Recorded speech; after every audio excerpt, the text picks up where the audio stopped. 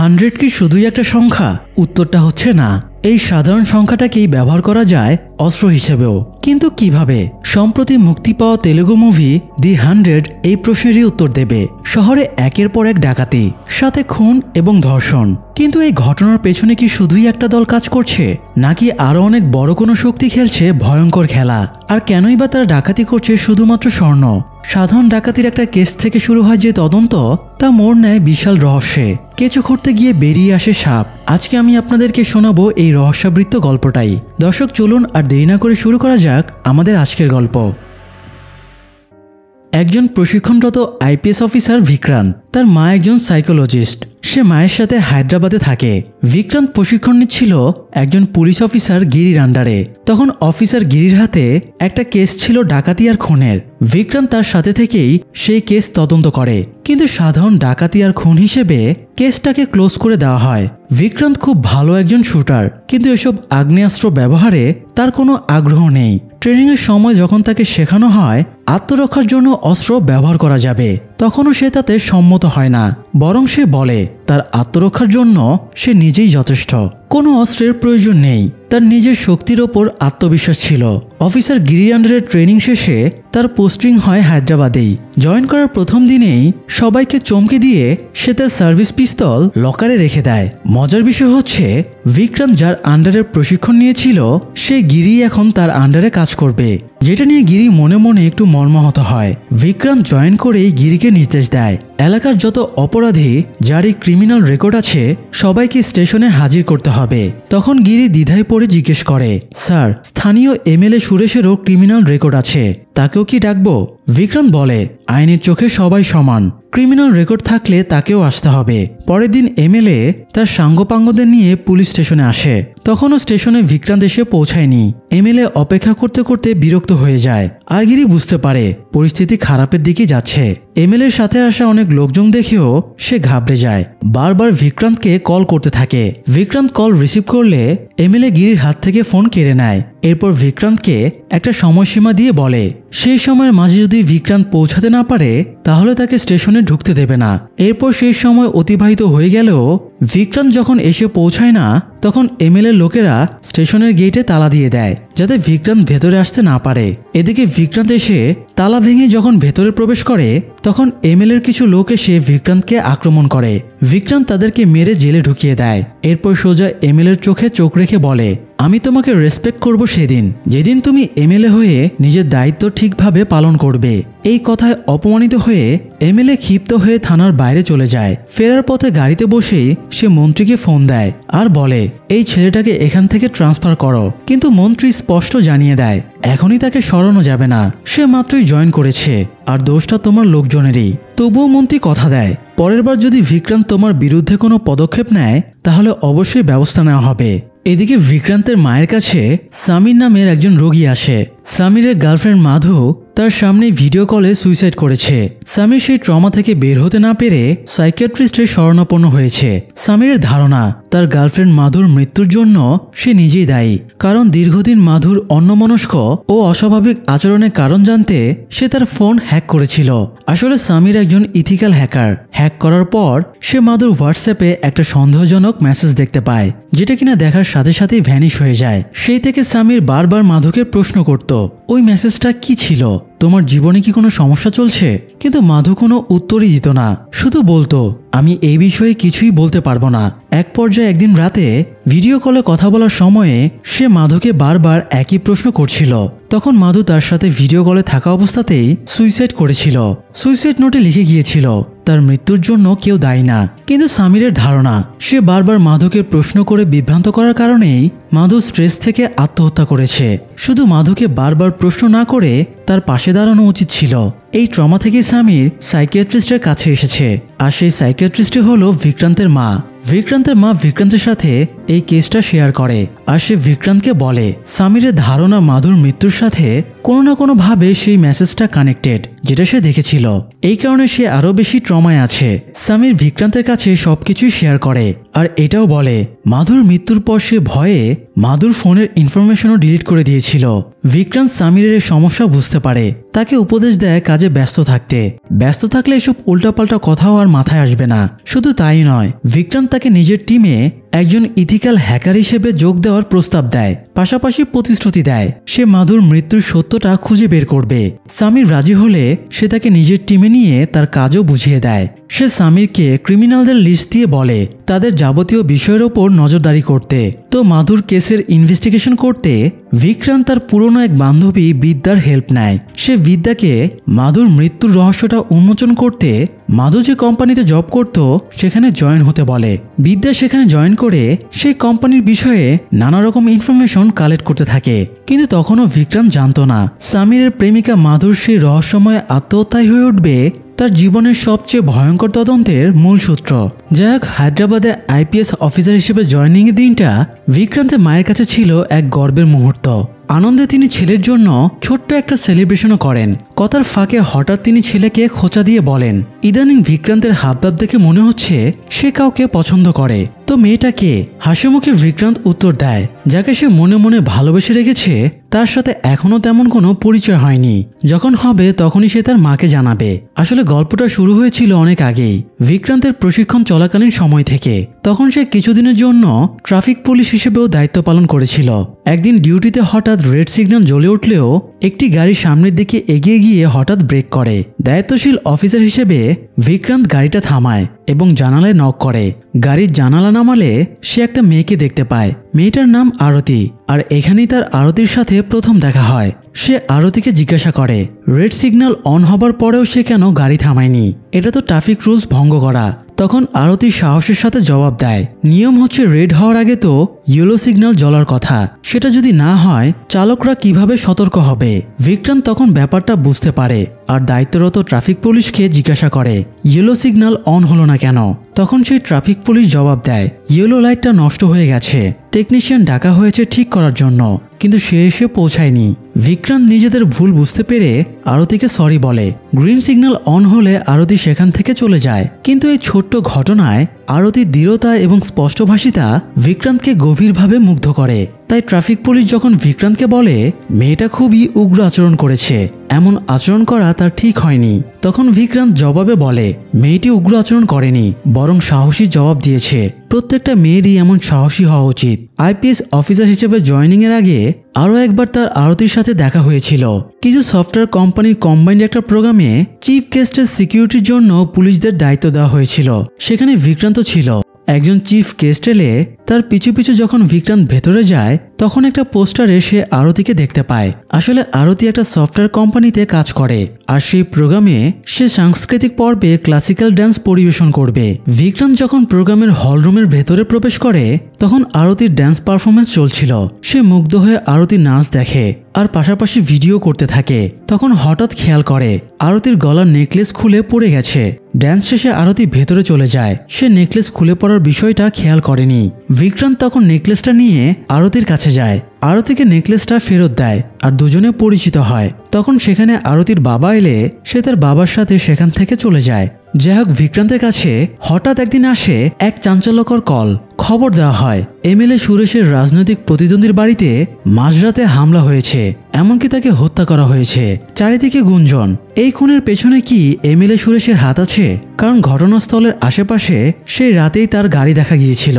বিক্রান্ত তখন ঘটনাস্থলে পৌঁছায় আর এই বিষয়ে তদন্ত করতে থাকে। সে জানতে পারে ঘটনাটা ঘটেছে আগের রাত ৩টা থেকে ৪টার মধ্যে। ঘটনাস্থলে তদন্ত করে ফায়ারিং হওয়ার নিশানা দেখলেও সে বুলেট দেখতে পায় না। এমনকি ভিকটিমকে কোন অস্ত্রের দ্বারা হত্যা করা হয়েছে তারও নিশানা ছিল না। ঘটনাস্থল থেকে বের হতেই সাংবাদিকরা ভিড় করে। তারা প্রশ্ন ছুড়ে দেয় এই খুনের পেছনে কি এমএলএ দায়ী? বিক্রান্ত শান্ত গলায় উত্তর দেয় সত্যকে বিকৃত করবেন না, তদন্ত শেষ হওয়ার আগেই রায় দেওয়া ঠিক নয়। সত্যটা আমি খুঁজে বের করব, তারপরই জানবেন। এই বলে সে সেখান থেকে চলে যায়। স্টেশনে এসে সে তার টিমকে নিয়ে মিটিংয়ে বসে। সেখানে সে সবাইকে তার তদন্তে সংগৃহীত সব তথ্যের কথা বলে। সে বলে শহরে যেসব ডাকাতি আর খুন হয়েছে সবগুলোর মধ্যেই একটা প্যাটার্ন আছে। ডাকাতরা শুধু স্বর্ণ নেয়, সামনে টাকা পয়সা থাকলেও সেগুলো তারা ছুঁয়েও দেখে না। কেন শুধু স্বর্ণ? আরও ভয়ঙ্কর তথ্য সামনে আসে। প্রত্যেক খুনেই একই ধরনের তীর ব্যবহার করা হয়েছে। সেই তীরে থাকে এক ধরনের ফুলের বিষ। শরীরে ঢুকতেই শিকার মুহূর্তের মধ্যেই প্যারালাইজড হয়ে মারা যায়। পোস্টমর্টমের রিপোর্টও একই কথা বলে। এরপর প্রত্যেকটা ঘটনার ডেট পরপর উপস্থাপন করে সে দেখায় প্রতিটা ঘটনাই ঘটেছে অমাবস্যার রাতে। অর্থাৎ ডাকাত দল শুধুমাত্র অমাবস্যাতেই ডাকাতি করে, তার মানে পরের অমাবস্যাতেও এই ধরনের ঘটনা ঘটবে। তাই সবাইকে সতর্ক থাকতে হবে। আর ডাকাতদের মাঝে আরও একটা কমন বিষয় হচ্ছে ঘটনাস্থলে পাওয়া বিড়ির পোড়া অংশ, যে বিড়িটা উড়িষ্যা বাদে আর কোথাও পাওয়া যায় না। তার মানে ডাকাত দল সেখান থেকে এসেছে। বিক্রান্ত তার টিমকে বলে ডাকাতদেরকে ধরতে রিভার্স ইনভেস্টিগেশন করতে হবে। ডাকাতরা ডাকাতি করা সব স্বর্ণ এতদিন নিজের কাছে রাখতে পারবে না, বিক্রি করতেই হবে। তাই তাদের ইনফরমেশন পেতে হলে এই এলাকা আর আশেপাশের এলাকায় যত চোরাই স্বর্ণ ব্যবসায়ী আছে তাদেরকে ধরতে পারলেই ডাকাত দলের সন্ধান পাওয়া যাবে। এরপরে বিক্রান্তের টিম তাদের ইনফরমারদের কাজে লাগিয়ে দেয়। একজন ইনফর্মার খবর আনে একজন স্বর্ণ ব্যবসায়ীকে তার সন্দেহ হচ্ছে। বিক্রান্ত তার টিমকে নিয়ে সেই ব্যবসায়ীর বাসায় গিয়ে সব চোরাই স্বর্ণ বাজেয়াপ্ত করে। সেই ব্যবসায়ীকে জিজ্ঞাসাবাদ করে বিক্রান্ত জানতে পারে ডাকাত দলকে সে সরাসরি চিনে না, ওরা উড়িষ্যা থেকে এসেছে ডাকাতি করতে। এক এক সময় এক এক জায়গায় তার সাথে দেখা করে। তাদের টার্গেট আরও কয়েকটা বাড়িতে ডাকাতি করা। তাদের কারো চেহারাও সে চেনে না, কারণ ডাকাতরা সবসময় কালো মাস্ক পরে আসে। সবচেয়ে অদ্ভুত বিষয় হলো ওরা ব্যবসায়ীর কাছে স্বর্ণ বিক্রি করেনি, বরং গচ্ছিত রেখেছে। বিক্রান্ত জিজ্ঞাসা করে সে কেন ডাকাতদের স্বর্ণ গচ্ছিত রাখছে, এতে তার কি লাভ? স্বর্ণ ব্যবসায়ী উত্তর দেয় ডাকাতরা তাকে কথা দিয়েছে নিজেদের টার্গেট পূরণ হলে তারা স্বর্ণ ব্যবসায়ের জন্য কয়েকটা ডাকাতি করে দেবে। এসব তথ্য পাওয়ার পর বিক্রান্ত সেই স্বর্ণ ব্যবসায়ীকে গ্রেপ্তার করে আর স্বর্ণগুলো বাজেয়াপ্ত করে থানায় নিয়ে যায়। যাই হোক, উদ্ধারকৃত স্বর্ণ তাদের মালিকদের কাছে ফেরত দেওয়া শুরু হতে থাকে। কিন্তু একটা নেকলেসের কোনো মালিককে খুঁজে পাওয়া যাচ্ছিল না। এমনকি এই বিষয়ে থানায় কোনো কমপ্লেনও করা হয়নি। এটা শুনে বিক্রান্ত এই বিষয়ে গিরিকে আরও খোঁজ খবর নিতে বলে। তখন হঠাৎ তার চোখ পড়ে নেকলেসটার দিকে, আর সেটা দেখে সে চিনতে পারে আসলে সেদিন নাচের প্রোগ্রামে আরতির গলায় সে এই নেকলেসটাই দেখেছিল। এটাই খুলে পড়ে যাওয়ায় সে নিয়ে সেটা আরতিকে দিয়েছিল। এরপরও সে কনফার্ম হতে আরেকবার নিজের ফোনে আরতির নাচের ভিডিও দেখে। এরপর সে গিরিকে নিয়ে আরতিদের বাসায় যায়। কলিং বেল চাপলে দরজা খুলে দেয় আরতির বাবা। ভেতরে গিয়ে বিক্রান্ত নিজের পরিচয় দেয় আর সে নেকলেসটা দেখায়। আরতির বাবা রামকৃষ্ণ বলে এই নেকলেসটা তাদের না, একই রকম ডিজাইনের অনেক নেকলেসই তো থাকে। বিক্রান্ত তখন বলে যদি সত্যি তাদের না হয় তবে নিজেদের নেকলেসটা দেখাতে। ঠিক তখনই ঘরে প্রবেশ করে আরতি। মেয়েটিকে আর তার বাবাকে দেখে বিক্রান্ত বুঝতে পারে দুজনেই যেন ভীষণ ভেঙে পড়েছে, যেন কোনো অজানা ভার তাদের বুক চেপে ধরেছে। আরতি এসে বলে সে নেকলেসটা এখন বাসায় নেই, তার বান্ধবী একটা বিয়ের প্রোগ্রামে পড়বে বলে নেকলেসটা ধার নিয়েছে। এটা শুনে বিক্রান্তের আর কিছু করার থাকে না। সে চলে যাবার আগে শুধু আরতির বাবাকে বলে যায় আপনাদের সাথে যদি কিছু ঘটে থাকে আমাকে বলেন, তাহলে আমরা কোনো ব্যবস্থা নিতে পারবো। থানায় ফিরে বিক্রান্ত গিরি আর সামিরের সাথে আরতির সেই ড্যান্সের ভিডিওটা বারবার দেখে। গিরি যুক্তি দেয় আরতির গলার হারটা নতুন আর পুলিশের হাতে থাকা হারটা ভাঙা, হয়তো সত্যি ওটা তাদের নয়। কিন্তু ভিডিওতে বিক্রান্ত খেয়াল করে যখন হারটা আরতির গলা থেকে পড়ে গিয়েছিল তখন তার পায়ের নিচে পড়ে সেটি চূর্ণ হয়। আর একটু ভালো করে তাকাতেই তার চোখে ধরা পড়ে সবচেয়ে গুরুত্বপূর্ণ ক্লু, নেকলেসের একপাশে একটি পাথর কম আর পুলিশের কাছে থাকা নেকলেসেও ঠিক সেই জায়গাতেই পাথর নেই। এটাই প্রমাণ করে নেকলেসটি আসলেই আরতির। সেদিন রাতে বিক্রান্ত যখন বাসায় ফিরে তখন দেখে আরতির বাবা তার জন্য বাসার বাইরে অপেক্ষা করছে। ভেতরে গিয়ে বসে দুজন কথা বলার সময় আরতির বাবা বলে নেকলেসটা আসলে তাদেরই। বিক্রান্ত যখন জিজ্ঞাসা করে কি হয়েছে তখন রামকৃষ্ণ জানায় তার স্ত্রী ছিলেন একজন ক্লাসিক্যাল ড্যান্সার আর মেয়ে আরতি একটা সফটওয়্যার কোম্পানিতে কাজ করত। সুখী শান্তিপূর্ণ পরিবার ছিল তাদের, কিন্তু এক রাতেই সব বদলে যায়। ডিনারের পর আরতি রুমে যায় অফিসের ভিডিও কনফারেন্সে যোগ দিতে, আর তার মা কিচেনে ব্যস্ত ছিলেন। ঠিক তখনই কলিং বেল বাজে। আরতির বাবা দরজা খুলে দেয়। দরজা খোলার সাথে সাথেই কালো মুখোশধারী কয়েকজন ডাকাত ঘরে ঢুকে পড়ে। মুহূর্তের মধ্যে রামকৃষ্ণকে বেঁধে ফেলে। প্রতিরোধ করতে গিয়ে তার স্ত্রী ধাক্কা খেয়ে অচেতন হয়ে যায়। সেই সময় আরতি এক গ্লাস পানি নিতে নিচে নামে আর ঠিক তখনই ঘটে যায় সেই নৃশংস ঘটনা। ডাকাতরা তাকে ধর্ষণ করে এবং সেই দৃশ্য ভিডিওতে ধারণ করে। এরপরে ডাকাতগুলো সেখান থেকে চলে যায়, কিন্তু তাদের পরিবারে নেমে আসে বিভীষিকা। ট্রমা কাটিয়ে উঠতে না পেরে আরতি চাকরি ছেড়ে দেয়, রামকৃষ্ণও কাজ বন্ধ করে দেয়। ঘরের ভেতরে তারা নিজেদেরকে বন্দি করে রাখে। একসময় মানসিক যন্ত্রণায় আরতির মা আত্মহত্যা করেন। তখন থেকে তাদের জীবন আরো বিভীষিকাময় হয়ে ওঠে। কথা বলতে বলতে চোখ ভিজে আসে রামকৃষ্ণের। তিনি বিক্রান্তকে বলেন, এই কাহিনী আপনাকে বললাম কেবল এই জন্য যেন আর কোনো মেয়ের জীবনে এমন অন্ধকার নেমে না আসে। আরতির বাবা চলে যাওয়ার পর বিক্রান্তকে আপসেট দেখে তার মা তাকে এত ভাবতে মানা করে। তখন বিক্রান্ত তার মাকে জানায় সে যে মেয়েটাকে পছন্দ করতে বলেছিল সে মূলত আরতি। তো ঘটনার পরদিন বিক্রান্ত তার মাকে নিয়ে যায় আরতির বাসায়। তবে তাদের যাওয়া ছিল পুরোপুরি আনঅফিসিয়াল। আরতির সাথে আলাদা করে কথা বলতে চান বিক্রান্তের মা। তখন আরতি ধীরে ধীরে জানায় সেদিন আসলে কি ঘটেছিল। সে বলে, সেদিন আমি অফিসে কথা বলছিলাম, হঠাৎ করে আমার হেঁচকি উঠল, তাই আমি নিচে নেমে এসেছিলাম এক গ্লাস পানি খেতে, আর তখনই সেই ভয়ঙ্কর ঘটনা ঘটে যায়। এরপর আর কিছু মনে নেই, আমি অজ্ঞান হয়ে যাই। বিক্রান্ত জানতে চায় কোনো ডাকাতের চেহারা কি তার মনে আছে। আরতি বলে, জ্ঞান ফেরার পর সামনে একজনকে দেখতে পেয়ে হাতের কাছে থাকা কাচের বোতলটা ছুঁড়ে মেরেছিলাম। বোতলটা গিয়ে লাগে ডাকাতের কপালে আর সেখানেই কেটে যায়। এই তথ্যকে ক্লু বানিয়ে বিক্রান্ত চলে যায় থানায়। সে সামিরের মাধ্যমে আরতিদের বাড়ির আশেপাশে সিসিটিভি ফুটেজ দেখে। সেখানেই দেখা যায় আরতিদের বাড়ি থেকে কিছুটা দূরে একটা গাড়ি পার্ক করা আছে। প্রায় ঘন্টাখানেক সেখানে গাড়িটা দাঁড়ানো ছিল। এরপর ডাকাতরা এসে সেই গাড়িতে উঠে পালায়। সেটা দেখে তারা কনফার্ম হয় এটা ডাকাতদেরই গাড়ি ছিল। একজন ডাকাতের কপালে ইনজুরি চিহ্ন দেখে বিক্রান্ত বুঝতে পারে আরতি এই ডাকাতটার কথাই বলেছিল। তখন আশেপাশের রাস্তার আরো ভিডিও ফুটেজ দেখে সেই গাড়িটা ট্র্যাক করে সামির। গাড়ির নাম্বার ট্র্যাক করে জানা যায় গাড়িটা উড়িষ্যার আদেশ নামের এক ব্যক্তির নামে রেজিস্টার্ড। তখন বিক্রান্ত গিরিকে নির্দেশ দেয় পরবর্তী অমাবস্যার রাতে শহরের আশেপাশে চেকপোস্ট বসাতে এবং গাড়িটিকে ট্র্যাক করতে।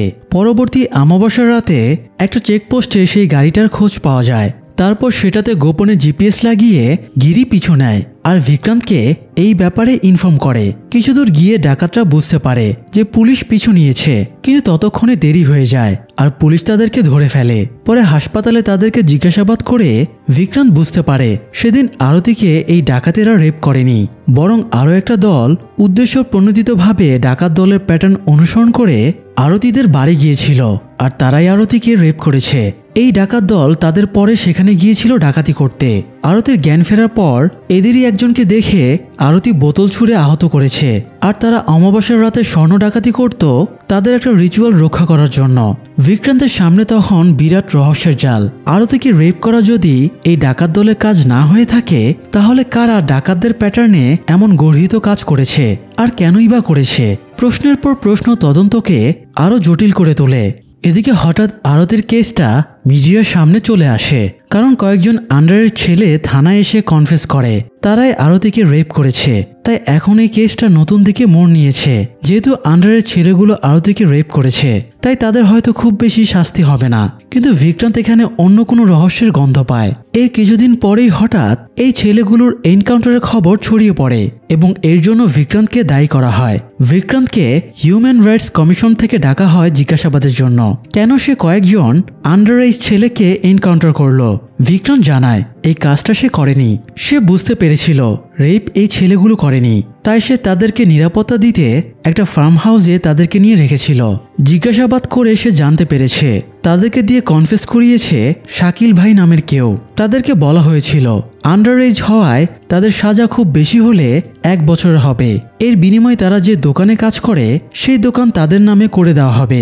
এরপর পুলিশ গিয়ে সেই জায়গায় শাকিলের খোঁজ করে, কিন্তু শাকিল ভাইকে কেউ চেনে না। শাকিল ভাইয়ের আন্ডারে যে লোক কাজ করে তার খোঁজ পেয়ে বিক্রান্ত তাকে ধরে ফেলে। সে তাদেরকে শাকিল ভাইয়ের আস্তানা নিয়ে যায়, কিন্তু দেখা যায় শাকিল ভাইকে কেউ মেরে ফেলেছে। এদিকে যে ছেলেদেরকে সে প্রোটেকশন দিয়ে রেখেছিল তাদেরকেও সিকিউরিটি সমেত কেউ মেরে ফেলেছে। কমিশন বোর্ডকে এসব সে জানালেও তাকে কেউ বিশ্বাস করে না। ইনভেস্টিগেশন অন থাকে। এদিকে বিক্রান্ত সন্দেহবশত তার ফোন নিয়ে সামিরকে দেখায়। সামির কনফার্ম করে তাদের ফোন হ্যাক হয়ে আছে আর কেউ তাদের ওপরে নজর রাখছে।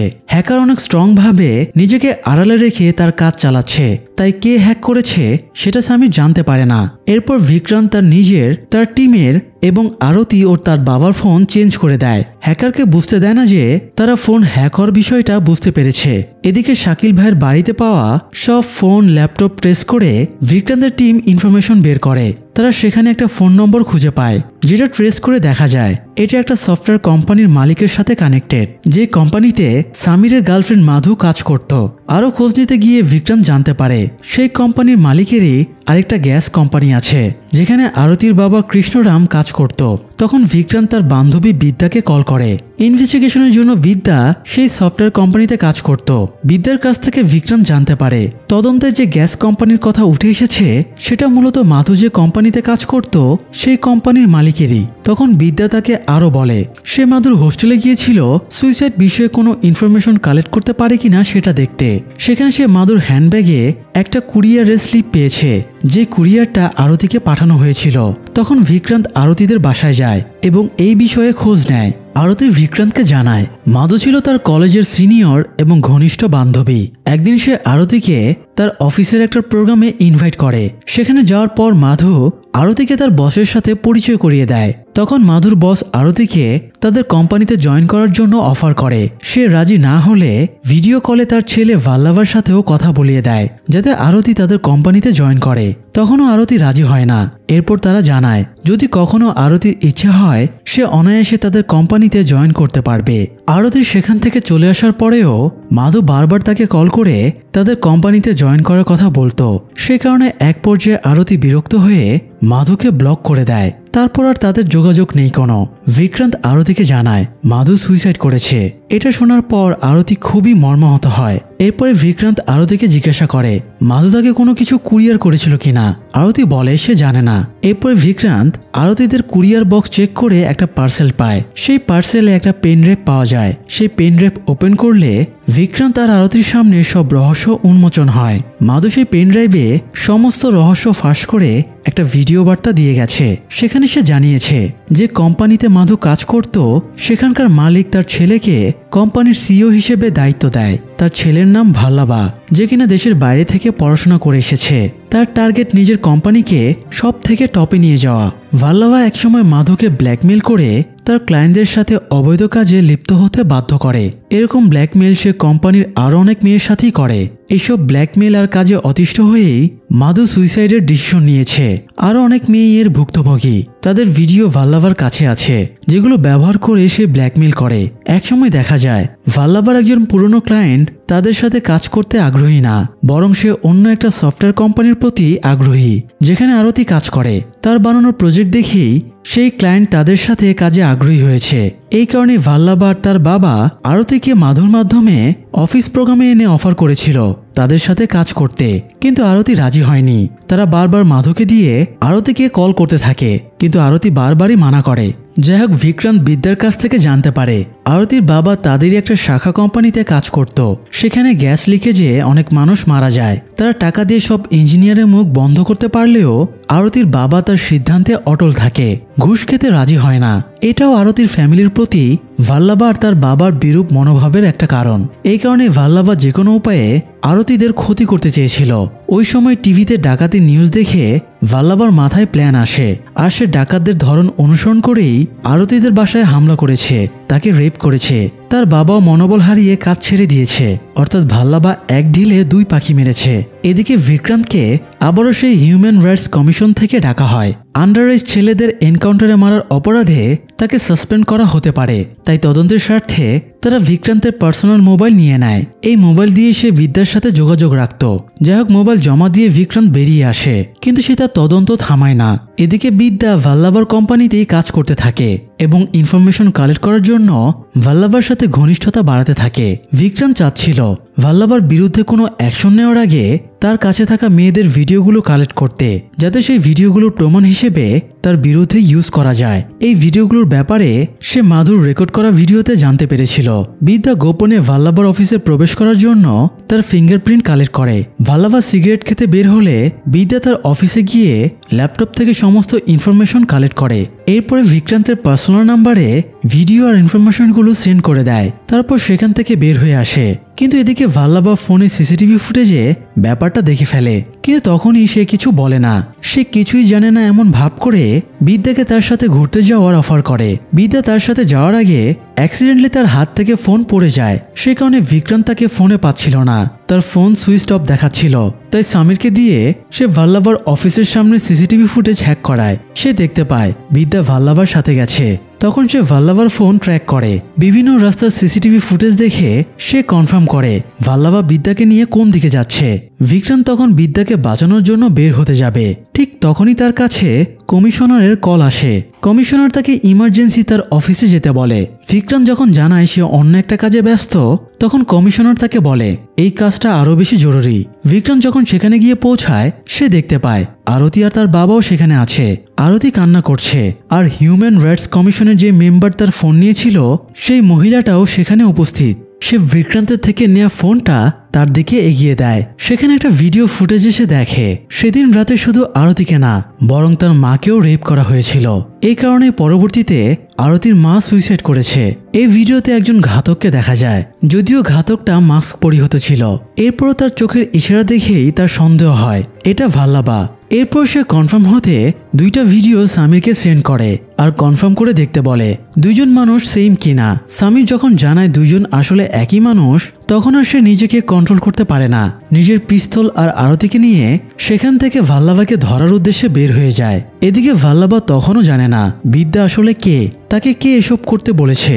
একটা বাসায় নিয়ে এসে বিদ্যাকে টর্চার করে জিজ্ঞাসাবাদ করতে থাকে, কিন্তু বিদ্যা কিছুই বলে না। শেষে তাকে বেঁধে রেখে ভাল্লাভা রুমের বাইরে চলে আসে। বিদ্যা কোনো রকমে নিজেকে ছাড়িয়ে ব্যাগ থেকে তার ছোট টেডি বিয়ার বের করে। এই টেডি বিয়ারটা বিক্রান্ত তাকে দিয়েছে। সেটার ভেতরে আসলে একটা ছুরি লুকোনো আছে, যাতে সিরিয়াস কোনো সিচুয়েশনে সেটা সে ব্যবহার করতে পারে। বিদ্যা সে ছুরিটা ব্যবহার করে ভাল্লাভার সঙ্গীদের মেরে আহত করে বাইরে পালিয়ে আসে। ভাল্লাভাও তার পিছু নেয়, কিন্তু তখন বিক্রান্ত আরতিকে সাথে নিয়ে সেখানে চলে আসে। বিক্রান্তের সাথে ভাল্লাভার ধস্তাধস্তি হয়, আর ভাল্লাভা সেখান থেকে পালিয়ে এমএলএ সুরেশের কাছে যায়। কিন্তু এমএলএ সুরেশ তাকে বিক্রান্তের কাছে ধরিয়ে দেয়। এদিকে ভাল্লাভার বাবাকেও পুলিশ গ্রেপ্তার করে ফেলে। বিক্রান্ত ভাল্লাভাকে মারতে মারতে একটা নির্জন জায়গায় নিয়ে যায়। এরপর আরতির কাছে বন্দুক দিয়ে বিক্রান্ত বলে তোমার সাথে যে জুলুম করা হয়েছে সেই প্রতিশোধ তুমি নিজের হাতেই নাও। আরতি ভাল্লাভাকে শুট করে মেরে ফেলে, আর এখানেই সে তার জাস্টিস পায়। এরপর বিক্রান্ত আরতির কাছে ছুটে গিয়ে তাকে বিয়ের প্রস্তাব দেয়। আরতিও সেই ডাকে সাড়া দিয়ে একে অপরকে জড়িয়ে ধরে। এদিকে পুলিশ প্রেসের কাছে বলে আত্মরক্ষা করতে ভাল্লাভাকে এনকাউন্টার মূলত বিক্রান্তি করেছে, ফলে আরতি এই হত্যা মামলা থেকে বেঁচে যায়। সেই সাথে মুভির গল্পটাও এখানেই শেষ হয়ে যায়। দর্শক, আরতি বা মাধুর মতো অনেক মেয়েই আমাদের সমাজে ব্ল্যাকমেইল, সেক্সুয়াল হ্যারাসমেন্টের শিকার হচ্ছে। ভয়ের কারণে তাদের অধিকাংশই নিজের জন্য কোনো পদক্ষেপ নিতে পারে না। নিজের ভেতরেই চাপা কষ্টের সঙ্গে তারা জীবন কাটায়। একজন মেয়ের নীরবতায় ঘাতক আরো 10 জনের সাথে দুষ্কর্ম করার সাহস পায়। কিন্তু আমাদের মেয়েদের শেখা উচিত নিজের জন্য লড়াই করা, সাহসী হওয়া এবং নিজের সুরক্ষা নিশ্চিত করা। তাই 100 শুধুমাত্র একটা সংখ্যা না, এটা সংবিধানের একটা ধারা, যেখানে বলা আছে কোনো মেয়ে নিজের আত্মরক্ষার জন্য, ধর্ষণ থেকে রক্ষা পাবার জন্য হত্যাও করতে পারে। এই সিনেমাটা আমাদের সেই বার্তাই দেয়। তো আজ এই পর্যন্তই, দেখা হবে পরের আয়োজনে। সবাই ভালো থাকুন, সুস্থ থাকুন। ধন্যবাদ।